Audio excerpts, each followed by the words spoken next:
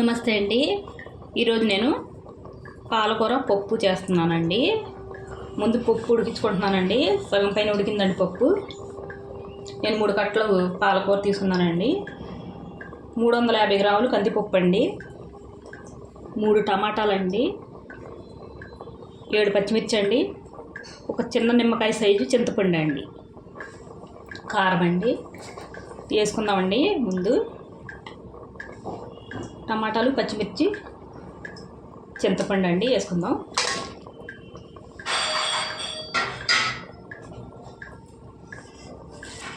పాలకూర వేసుకుందామండి.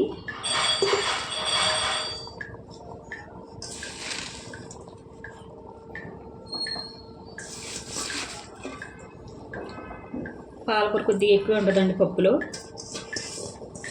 సన్నగా తరుక్కున్నానండి, శుభ్రంగా కడిగి.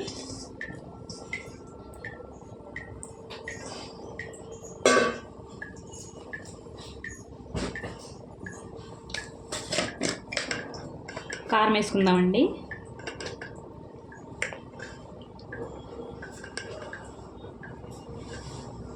నేను 4 చెంచాలు వేసుకున్నానండి. 5 వేసుకున్నానండి.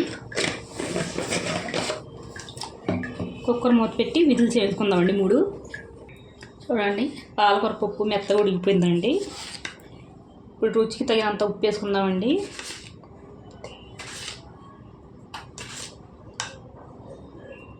చూసుకొని వేసుకుందామండి. మెత్తగా ఎనుపుకోవాలండి.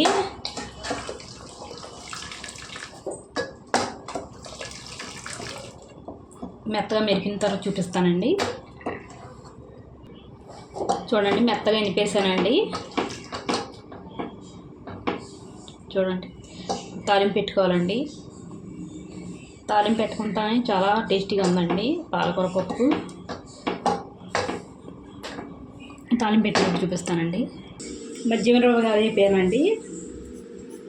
నూనె వేడెక్కిపోయిందండి. ఈ ఆవాలు, జీలకర్ర వేసుకుందాం.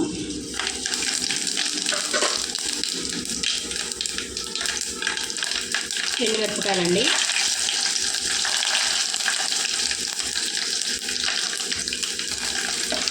ఇది వేగాలండి.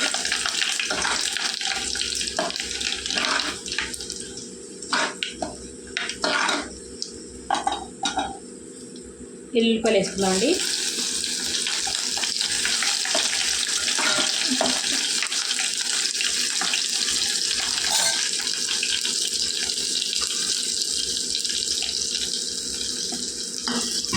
కరివేపాకు అండి, గుప్పుడు అండి, లేతగా ఉందండి. కరివేపాకు వేసుకున్నానండి.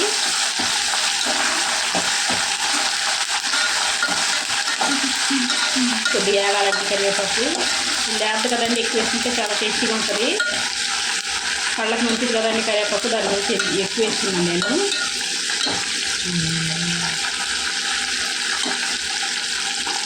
ఇంగువ వేసుకుందామండి. ఇంగువ అండి కొద్దిగా.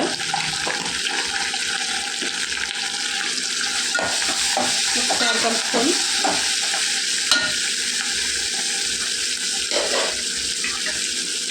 పప్పు వేసుకున్నామండి.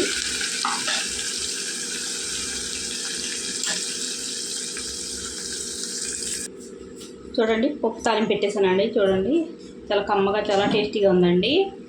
ఇందులో మజ్జిగమిరపకాయలు వేపానండి. ఒకసారి మీరు ట్రై చేయండి. నచ్చితే లైక్, షేర్, సబ్స్క్రైబ్ చేసుకోండి.